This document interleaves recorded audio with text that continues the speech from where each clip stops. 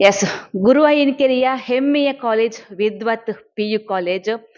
ಕಳೆದ ಇದರಲ್ಲಿ ಒಂದು PUC ರಿಸಲ್ಟ್ ಬಂತು. ಆ ಟೈಮಲ್ಲಿ ತನುಶ್ರೀ ಅನ್ನುವಂಥ ವಿದ್ಯಾರ್ಥಿನಿ ಈ ಕಾಲೇಜಿಗೆ ಟಾಪರ್ ಆಗಿದ್ಲು. ಅವಳು ಯಾಕೆ ನಾವು ಇಲ್ಲಿ ಬಂದು ಇಂಟರ್ವ್ಯೂ ಮಾಡಿದ್ವಿ ಅಂತ ಹೇಳಿದ್ರೆ, ಕನ್ನಡ ಮೀಡಿಯಂಗೆ ಬಂದು ಓದಿ ಕಲಿತು ಇಲ್ಲಿ ಬಂದು ಟಾಪರ್ ಆಗಿರುವಂಥದ್ದು ವಿಜ್ಞಾನ ವಿಭಾಗದಲ್ಲಿ. ಇದೀಗ ಮರುಮೌಲ್ಯಮಾಪನ ಬಂದಾಗ ಚಿನ್ಮಯ್ ಅನ್ನುವಂಥ ವಿದ್ಯಾರ್ಥಿ ಟಾಪರ್ ಆಗಿ ಬಂದಿದ್ದಾನೆ. ಅವನು 589 ಅಂಕ ಇತ್ತು. ಇದೀಗ ರಿವ್ಯಾಲ್ಯೂಯೇಷನ್ ನಂತರ 595 ಅಂಕ ಬಂದು ಕಾಲೇಜಿಗೆ ಟಾಪರ್ ಆಗಿರುವಂಥದ್ದು. ಇದ್ರ ಬಗ್ಗೆ ಮಾತಾಡೋಕೆ ಇದೀಗ ಈ ಕಾಲೇಜಿನ ಅಧ್ಯಕ್ಷರಾಗಿರುವಂತಹ ಪ್ರೊಫೆಸರ್ ಸುಭಾಷ್ ಚಂದ್ರ ಶೆಟ್ಟಿ ಇದ್ದಾರೆ. ಸರ್ ನಮಸ್ತೆ. ಆ, ಚಿನ್ಮಯ್ ಅನ್ನುವಂತಹ ವಿದ್ಯಾರ್ಥಿ ಇದೀಗ ಕಾಲೇಜಿಗೆ ಟಾಪರ್ ಆಗಿರುವಂಥದ್ದು. ಆಕ್ಚುಲಿ ಆತನ ನಿರೀಕ್ಷೆ ಕೂಡ ಅಷ್ಟೇ ಇತ್ತು, ಇಷ್ಟು ಅಂಕ ಬರಬೇಕು ಅಂತ. ಸೊ ಆ ವಿದ್ಯಾರ್ಥಿ ಬಗ್ಗೆ ನೀವು ಏನ್ ಹೇಳ್ತೀರಾ? ಮೊತ್ತ ಮೊದಲನೇಗಾಗಿ ಅವನಿಗೆ ಆ ರಿಸಲ್ಟ್ ಬಂದಾಗ ನಮ್ಗೆಲ್ರಿಗೂ ಕೂಡ ಡಿಸಪಾಯಿಂಟ್ಮೆಂಟ್ ಆಯ್ತು. ಯಾಕಂತ ಹೇಳಿದ್ರೆ ಅವನಿಗೆ ಅಷ್ಟು ಮಾರ್ಕ್ ಅಲ್ಲ ನಾವು ಎಕ್ಸ್ಪೆಕ್ಟ್ ಮಾಡಿದ್ದು. ಅದಕ್ಕಿಂತ ಹೆಚ್ಚು ಮಾರ್ಕಿನ ನಿರೀಕ್ಷೆ ಇತ್ತು ನಮ್ಮೆಲ್ಲ. ಕೋರ್ ಸಬ್ಜೆಕ್ಟ್ ಅಲ್ಲಿ 400 ಔಟ್ ಆಫ್ 400 ತೆಗ್ದಿದ್ದ. ಆದ್ರೂ ಕೂಡ ಲ್ಯಾಂಗ್ವೇಜ್ ಅಲ್ಲಿ ಅಂಕಗಳನ್ನ ಕಳ್ಕೊಂಡಾಗ ನಮ್ಗೆ ಬಹಳ ಡಿಸಪಾಯಿಂಟ್ಮೆಂಟ್ ಆಯ್ತು. ಅವನ ಹತ್ರ ವಿಚಾರಣೆ ಮಾಡಿದಾಗ್ಲೂ ಕೂಡ ಅವನು ಹೇಳಿದ, ನನ್ಗೆ ಅಷ್ಟೆಲ್ಲ ಮಾರ್ಕ್, ನನ್ಗೆ ಒಂದು 597ಕ್ಕಿಂತ ಹೆಚ್ಚು ಸಿಗ್ಬೇಕಿತ್ತು ಸರ್ ಅಂತ ಹೇಳ್ತಾ ಇದ್ದ. ಈಗ ಮರುಮೌಲ್ಯ ಮಾಪನಕ್ಕೆ ನಾವು ಹಾಕಿದಾಗ ಅವನಿಗೆ 595 ಸಿಕ್ಕಿತ್ತು. ಈಗ ರಾಜ್ಯಕ್ಕೆ ಅವನು 5ನೇ ರ್ಯಾಂಕ್ ಬಂದಿದೆ. ಇದು ನಮ್ಗೆಲ್ರಿಗೂ ಕೂಡ ಒಂದು ಸಮಾಧಾನವನ್ನು ತಂದು ಕೊಟ್ಟಿದೆ. ಇನ್ನೂ ಹೆಚ್ಚು ಅಂಕಗಳನ್ನು ಅವನು ನಿರೀಕ್ಷೆ ಮಾಡಿದ್ದ. ಆದ್ರೂ ಕೂಡ 595 ಸಿಕ್ಕಿ ಈಗ 5ನೇ ರ್ಯಾಂಕ್ ಅಲ್ಲಿ ಇದ್ದಾನೆ. ಇದು ನಮ್ಗೆ ಸ್ವಲ್ಪ ಈಗ ತೃಪ್ತಿಯನ್ನ ಕೊಟ್ಟಿದೆ. ಸೊ ಈಗ ಇನ್ನೊಂದು 5 ಮಾರ್ಕ್ ಅಲ್ಲಿ ಮಿಸ್ ಆಗಿದೆ. ಸೊ ಯಾವ್ದ್ರಲ್ಲಿ ಎಷ್ಟು ಮಾರ್ಕ್ ಹೋಗಿರುವಂತದ್ದು? ಕನ್ನಡದಲ್ಲಿ 3 ಮಾರ್ಕ್, ಇಂಗ್ಲಿಷ್ ಅಲ್ಲಿ 2 ಮಾರ್ಕ್ ಹೋಗಿದೆ. ಲ್ಯಾಂಗ್ವೇಜ್ ಅಲ್ಲಿ ಹೌದು ಹೌದು. ಸೊ ನೀವು ಕಂಪೇರ್ ಮಾಡಿದಾಗ ಈಗ ಆಕ್ಚುಲಿ ಅವನು ಕ್ಲಾಸ್ ಅಲ್ಲಿ ಈ ತರ ಒಂದು ಮಾರ್ಕ್ ಬಂದಾಗ ಅವನಿಗೆ ಲ್ಯಾಂಗ್ವೇಜ್ ಅಲ್ಲಿ ಈ ತರ ಸಮಸ್ಯೆ ಇತ್ತು, ಅಥವಾ ಅವನು ಕಾಲೇಜಲ್ಲಿ ಕೂಡ ಲ್ಯಾಂಗ್ವೇಜ್ ಅಲ್ಲಿ ಕೂಡ ಅವನಿಗೆ ಅಷ್ಟು ಮಾರ್ಕ್ ಬರ್ತಾ ಇತ್ತ, ಫುಲ್ ಮಾರ್ಕ್ ಬರ್ತಾ ಇತ್ತು? ಕಾಲೇಜಲ್ಲಿ ಇಷ್ಟರವರೆಗೆ ಅವನು ಯಾವ ಎಕ್ಸಾಮ್ ಅಲ್ಲೂ ಕೂಡ 1 ಮಾರ್ಕವನ್ನು ಕಳ್ಕೊಂಡವನಲ್ಲ. ಯಾವ ರೀತಿ ವ್ಯಾಲ್ಯೂಯೇಷನ್ ಮಾಡಿದ್ರು ಕೂಡ ಔಟ್ ಆಫ್ ಔಟೇ ತೆಗಿತಾ ಇದ್ದ. ಆದ್ರಿಂದ ನಮ್ಗೆ ಅದರ ಮೇಲೆ ಭರವಸೆ ಇತ್ತು. ನಾವು 600 ಔಟ್ ಆಫ್ 600 ಅನ್ನೇ ಎಕ್ಸ್ಪೆಕ್ಟ್ ಮಾಡ್ತಾ ಇದ್ದೆವು. ಆವಾಗ ನಮ್ಗೆ ತುಂಬಾ ಡಿಸಪಾಯಿಂಟ್ಮೆಂಟ್ ಆಗಿತ್ತು. ಸೊ ಇದು ಮುಖ್ಯವಾದ ವಿಚಾರ. ತನುಶ್ರೀ ವಿಚಾರ ಬಂದಾಗ ಆಕೆ ಕೂಡ ಹಾಗೇನೆ ಅವನು ಸಾಧಕಿ. ಬಿಕಾಸ್ ಒಂದು ಕನ್ನಡ ಮೀಡಿಯಂ ಇಂದ ಬಂದು ಇಲ್ಲಿ ತುಂಬಾ ಸ್ಟ್ರಗಲ್ ಮಾಡಿದಾಳು ಅವಳು. ಫಸ್ಟ್ ಬಂದಾಗ ಸೈನ್ಸ್ ವಿಭಾಗದಲ್ಲಿ ಒಂದು ಲ್ಯಾಂಗ್ವೇಜ್ ಬರ್ತಾ ಇರಲಿಲ್ಲ. ಬಟ್ ನಿಮ್ಮ ಒಂದು ಸಂಸ್ಥೆಯ ಶಿಕ್ಷಕರ ಎಲ್ಲರ ಒಂದು ಉತ್ತೇಜನ ಸಪೋರ್ಟ್ ಮೂಲಕ ಈ ತರ ಒಂದು ರ್ಯಾಂಕ್ ಬಂದಿರೋ. ಬಟ್ ಈಗ ಸ್ವಲ್ಪ ಆಕೆಗೆ ಬೇಜಾರಾಗಿರ್ಬೋದು. ಸೊ ಅದಕ್ಕೆ ನೀವು ಏನ್ ಹೇಳ್ತೀರಾ? ಆ ತನುಶ್ರೀ ನಿಜ ಕೂಡ ಸಾಧಕಿ ಹೌದು ಅನ್ನೋದನ್ನ ಹೇಳೋದು ನೀವು? ಇಲ್ಲ ಅವಳಿಗೆ ಬೇಸರ ಆಗುವಂತ ವಿಷಯವೇ ಇಲ್ಲ. ಯಾಕಂತ ಹೇಳಿದ್ರೆ ಕೋರ್ ಸಬ್ಜೆಕ್ಟ್ ಅಲ್ಲಿ ಅವಳು ಕೂಡ 400 ಔಟ್ ಆಫ್ 400 ತೆಗೆದಿದ್ದಾಳೆ. ಇದು ನಮ್ಗೆ ಬಹಳ ಖುಷಿ ತಂದಿದೆ. ಕನ್ನಡ ಮೀಡಿಯಂ ಅಲ್ಲಿ ಬಂದು ಆ ಒಂದು ಸಾಧನೆಯನ್ನು ಮಾಡುದು ಅಷ್ಟು ಸುಲಭದ ವಿಷಯ ಅಲ್ಲ. ಮೊದಲಿಗೆ ಅವಳಿಗೆ ಒಂದು 3-4 ತಿಂಗಳು ಅವಳಿಗೆ ಟೆಕ್ಸ್ಟ್ ಬುಕ್ ಓದ್ಲಿಕ್ಕೆ ಆಗ್ತಾ ಇರ್ಲಿಲ್ಲ. ಯಾಕಂತ ಹೇಳಿದ್ರೆ ಅರ್ಥ ಆಗ್ತಾ ಇರ್ಲಿಲ್ಲ ಅವಳಿಗೆ.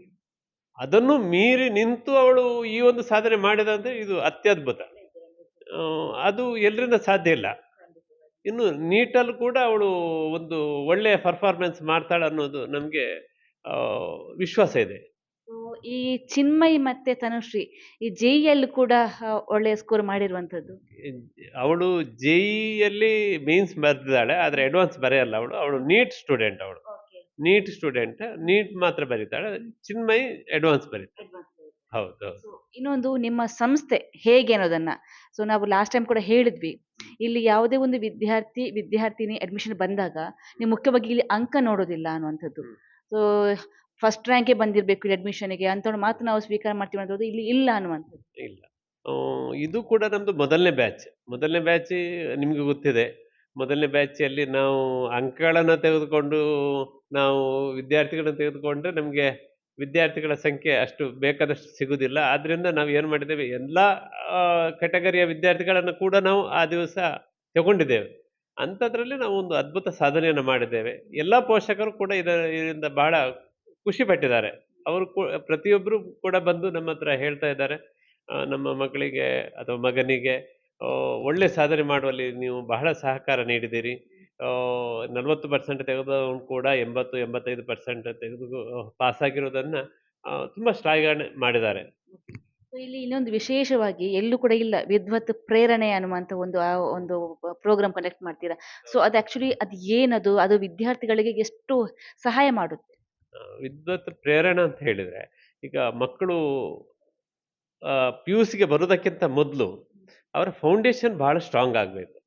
ಈಗ ಅವರು 5ನೇ ಕ್ಲಾಸ್‌ನಿಂದ ಹಿಡಿದು 10ನೇ ಕ್ಲಾಸ್‌ನವರೆಗೆ ಏನೆಲ್ಲ ಕಲ್ತಿದ್ದಾರ, ಅದು ಎಕ್ಸಾಮ್ ಪಾಯಿಂಟ್ ಆಫ್ ವ್ಯೂ ಅಲ್ಲಿ ಕಲ್ತಿರ್ತಾರೆ, ಅದನ್ನು ಮರ್ತಿರ್ತಾರೆ. ಆದ್ರೆ ಪಿ-ಯು-ಸಿಗೆ ಬರುವಾಗ ಅದರ ಅವಶ್ಯಕತೆ ಏನು? ಅದರ ಅಪ್ಲಿಕೇಶನ್ ಯಾವ ಲೆವೆಲ್‌ಗೆ ಹೋಗುತ್ತೆ ಎಂಬುದು ಅವರಿಗೆ ಅರಿವಿರಲ್ಲ.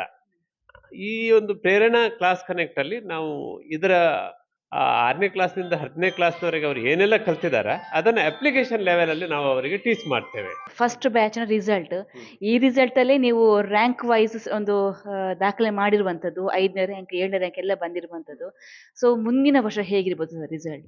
ಮುಂದಿನ ವರ್ಷ ಇದಕ್ಕಿಂತಲೂ ಅದ್ಭುತವಾದ ಒಂದು ರಿಸಲ್ಟ್ ಅನ್ನು ನಾವು ಎಕ್ಸ್ಪೆಕ್ಟ್ ಮಾಡ್ತಾ ಇದ್ದೇವೆ.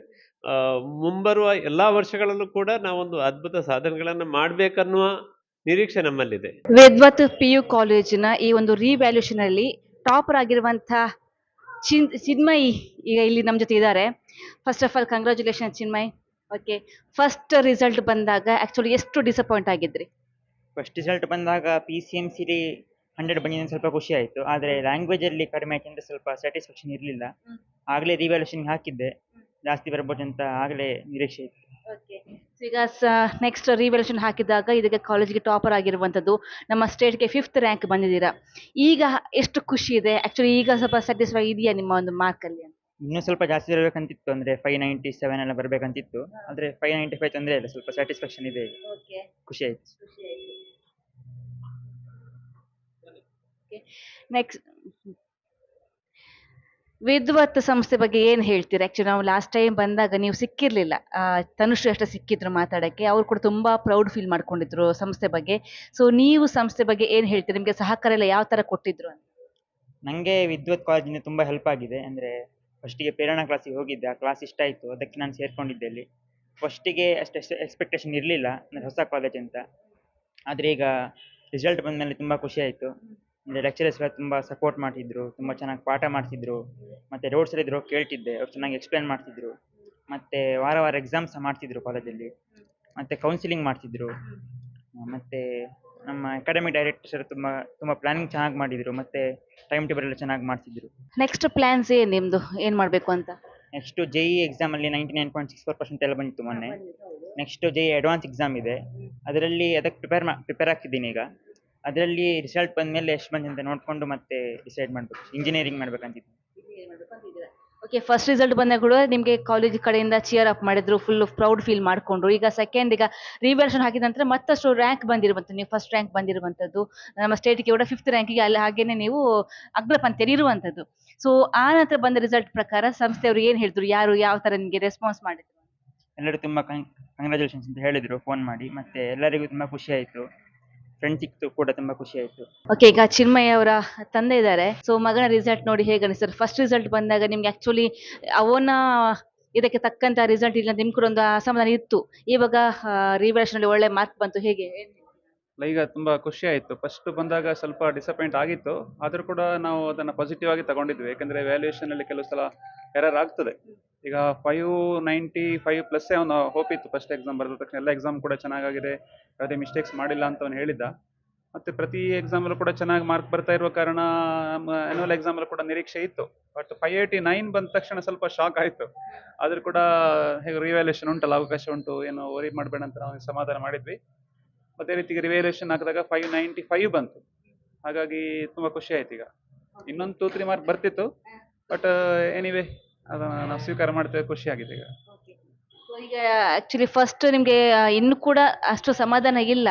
ಇದು ಆಕ್ಚುಲಿ ಎಲ್ಲಿ ಎರರ್ ಆಗಿರ್ಬೋದು ಅಂತ ನಿಮ್ಗೆ ಅನ್ಸುತ್ತೆ? ಅಲ್ಲ, ಲ್ಯಾಂಗ್ವೇಜಲ್ಲಿ ಆ್ಯಕ್ಚುಲಿ ಕಡಿಮೆ ಆಗಿರೋದು ಅವನಿಗೆ, ಇಂಗ್ಲೀಷ್ ಮತ್ತು ಕನ್ನಡದಲ್ಲಿ. ಆ್ಯಕ್ಚುಲಿ ನಾವು ಎರಡೂ ಕೂಡ ಸ್ಕ್ಯಾನ್ ಕಾಪಿ ತರಿಸಿದ್ದೇವೆ. ಕನ್ನಡದಲ್ಲಿ ನಾವು ಸುಮಾರು ಬೇರೆ ಬೇರೆ ನಮ್ಮ ಸ್ಟೂಡೆಂಟ್, ನಾನು ಕೂಡ ಲೆಕ್ಚರರ್, ನಾನು ಕನ್ನಡ ಲೆಕ್ಚರರ್, ನಾನು ಕೂಡ ಸುಮಾರಷ್ಟು ಜನ ವಿದ್ಯಾರ್ಥಿಗಳದ್ದು ನಮ್ಮ ಕಾಲೇಜಲ್ಲಿ ಕೂಡ ತರಿಸಿದ್ದೇನೆ. ಬಟ್ ಕಂಪ್ಯಾರೇಟಿವ್ಲಿ ಇವನ್ ಪೇಪರ್ ತುಂಬ ಚೆನ್ನಾಗಿತ್ತು, ಯಾವುದೇ ಎರರ್ಗಳು ಇರಲಿಲ್ಲ. ಬಟ್ ರಿವ್ಯಾಲ್ಯೂಯೇಷನ್ ಹಾಕಿದಾಗ ಏನಾಗುತ್ತೆ, ಪ್ರತಿ ಲೈನ್ ಬೈ ಲೈನು ಅಕ್ಷರ ನೋಡ್ತಾರೆ. ಹಾಗಾಗಿ 1 ಮಾರ್ಕ್ ಮೈನಸ್ ಆಗಿದೆ. ಅದು ಎಲ್ಲಾಗಿದೆ ಅಂತ ನಾವು ಈಗ ನೋಡ್ಲಿಕ್ಕೆ ಆಗೋದಿಲ್ಲ, ಯಾಕಂದರೆ ಪುನಃ ರಿವ್ಯಾಲ್ಯೂಯೇಷನ್ ಹಾಕಿದ್ರೆ ಪುನಃ ಕಾಪಿ ತರಿಸುವ ವ್ಯವಸ್ಥೆ ಇಲ್ಲ. ಇನ್ನು ಇಂಗ್ಲೀಷ್ ಬಗ್ಗೆ ಹೇಳಬೇಕಿದ್ರೆ, ಇಂಗ್ಲೀಷಲ್ಲಿ ಒಂದು ಸಣ್ಣ ಗ್ರಾಮೆಟಿಕಲ್ ಮಿಸ್ಟೇಕ್ ಒಂದು ಕಡೆ ಆಗಿದೆ. ಅದಕ್ಕೋಸ್ಕರ ಅವರು 3-4 ಮಾರ್ಕ್ ಕಟ್ ಮಾಡ್ತಕ್ಕಂಥ ಅಗತ್ಯ ಇರಲಿಲ್ಲ ಅಂತ ಅನಿಸ್ತು. ಆದರೂ ಕೂಡ ನಾವು ಲ್ಯಾಂಗ್ವೇಜ್ ಆದ ಕಾರಣ 100 ಕೊಡಬೇಕಂತ ನಾನು ಹೇಳೋದಿಲ್ಲ. 100 ತುಂಬ ಜನ ಬರ್ತಾ ಇರುವಾಗ ಇವನಿಗೆ ಒಂದು 98, 97 ಕೊಡುವ ಅವಕಾಶ ಇತ್ತು ಅಂತ ಅನಿಸ್ತದೆ.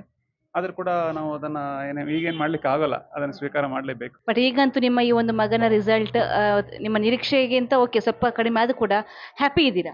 ಈಗ ಸಂತೋಷ ಇದೆ. ಮತ್ತು ಬೋರ್ಡ್ ಎಕ್ಸಾಮು ಯಾವುದಕ್ಕೂ ಈಗ ಕೌಂಟ್ ಆಗೋಲ್ಲ. ಯಾವುದೇ ಒಂದು ಕಾಂಪಿಟೇಟಿವ್ ಎಕ್ಸಾಮ್ಗಳಿಗೆ ಒಂದು ಕ್ವಾಲಿಫಿಕೇಷನ್ ಅಷ್ಟೇ ಬಿಟ್ಟರೆ ಇದರಿಂದ ಯಾವುದೇ ರೀತಿಯ ಜಾಬ್ ಕ್ರಿಯೇಷನ್ ಆಗೋದಿಲ್ಲ, ಯಾವುದೇ ರೀತಿಯಾದಂಥ ನೇಮಕಾತಿಗಳು ಯಾವುದೂ ಇಲ್ಲ. ಹಾಗಾಗಿ ನಾವು ಅಷ್ಟು ತಲೆ ಕೆಡಿಸ್ಕೊಳ್ಳಿಕ್ಕೆ ಹೋಗೋದಿಲ್ಲ. ಬಟ್ ಈಗ JEE ಅವನು ಒಳ್ಳೆ ಸಾಧನೆ ಮಾಡಿದ, 99.64 ಆಗಿದೆ. ಈ CET ಕೂಡ ಚೆನ್ನಾಗಾಗಿದೆ ಅಂತ ಹೇಳಿದ್ದಾನೆ. ಹಾಗಾಗಿ ಇಂಥ ಎಕ್ಸಾಮ್ಸ್ಗಳಲ್ಲಿ ನಾವು ಒಳ್ಳೆ ಮಾರ್ಕ್ ತೆಗೆದು ಒಳ್ಳೆ ರೀತಿ ಪ್ರತಿಭೆಯನ್ನು ತೋರಿಸಿದ್ರೆ ಖಂಡಿತ ಕೂಡ ಫ್ಯೂಚರಿಗೆ ಒಳ್ಳೇದ ಅಂತ ನಾನು ಅನಿಸ್ತದೆ. ಆಗ ನನಗೆ ಬೋರ್ಡ್ ಎಕ್ಸಾಮ್ ಬಗ್ಗೆ ಎಷ್ಟು ತಲೆ ಕೆಡಿಸ್ಕೊಳ್ಳೋ. ಬಟ್ ಅವ್ನು ತುಂಬ ಕಡಿಮೆ ಟೈಮ್ ಇತ್ತು. ಆ್ಯಕ್ಚುಲಿ ಅವನಿಗೆ ಫಸ್ಟ್ PUCಯಿಂದಲೇ ಫೋಕಸ್ ಮಾಡಿರೋದು JEE ಮತ್ತು CET ಎಕ್ಸಾಮ್ಸ್ಗಳನ್ನು. ಹಾಗಾಗಿ ಬೋರ್ಡ್ ಎಕ್ಸಾಮ್ ಪ್ರಿಪರೇಷನ್ಗೆ ಟೈಮ್ ಸಿಕ್ಕಿರೋದು ಕೂಡ ಕೇವಲ 15 ಡೇಸ್. 15 ಡೇಸಲ್ಲಿ ಅವನು ಪ್ರಿಪೇರ್ ಆಗಿ PCMCಯಲ್ಲಿ ಔಟ್ ಆಫ್ ಔಟ್ ತಗೊಂಡಿರೋದು, ಲ್ಯಾಂಗ್ವೇಜಲ್ಲಿ ತಗೊಂಡು ತುಂಬ ಖುಷಿ ಅನಿಸ್ತದೆ. ಓಕೆ, ವಿದ್ವತ್ನ ಫಸ್ಟ್ ರಿಸಲ್ಟಲ್ಲೇ ಒಳ್ಳೆಯ ಒಂದು ಸ್ಕೋರ್ ಬಂದಿರುವಂಥದ್ದು, ರಾಜ್ಯದ ರ್ಯಾಂಕ್ ಪಟ್ಟಿಯಲ್ಲಿ ಕೂಡ ಸೇರ್ಪಡೆ ಆಗಿರುವಂಥ. ಹಾಗಾಗಿ ಇದು ಫಸ್ಟ್ ರಿಸಲ್ಟ್. ಇನ್ನು ಮುಂದಿನ ವರ್ಷದಲ್ಲಿ ಸತತವಾಗಿ ನಾವು ಒಳ್ಳೆಯ ಸಾಧನೆ ಮಾಡ್ತೀವಿ ಅಂತ ಮಾತನ್ನು ಕೂಡ ಈ ಸಂಸ್ಥೆಯವರು ಹೇಳ್ತಾ ಇರುವಂಥದ್ದು. ರಾಘವ್ ಶರ್ಮಾ ಜೊತೆ ಶ್ರೇಯಸ್ ಶೆಟ್ಟಿ, ಸುದ್ದಿ ನ್ಯೂಸ್, ವಿದ್ವತ್, ಗುರುವಾನ್ಕೆರೆ, ಬೆಳ್ತಂಗಡಿ.